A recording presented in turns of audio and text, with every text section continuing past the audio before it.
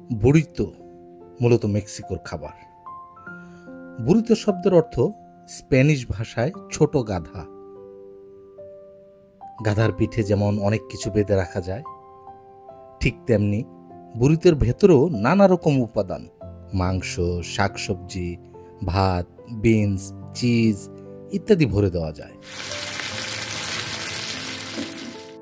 ইতিহাস বলছে 19 শতকের শেষ দিকে উত্তর মেক্সিকো অঞ্চলে বুরিতোর খুব প্রচলন শুরু হয়।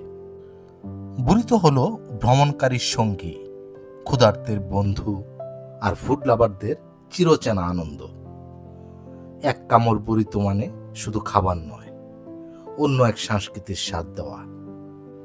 প্রিয় দর্শক, আমারও হঠাৎ বুরিতো বানাতে ইচ্ছা করলো। ঘরে যা ছিল তাই দিয়েই তৈরি করে ফেললাম মজাদার স্বাস্থ্যকর বুরিতো। ভিডিওটি ভালো লাগলে অবশ্যই লাইক কমেন্টস করবেন এবং কেমন হয়েছে অবশ্যই কমেন্টসে জানাবেন। ধন্যবাদ।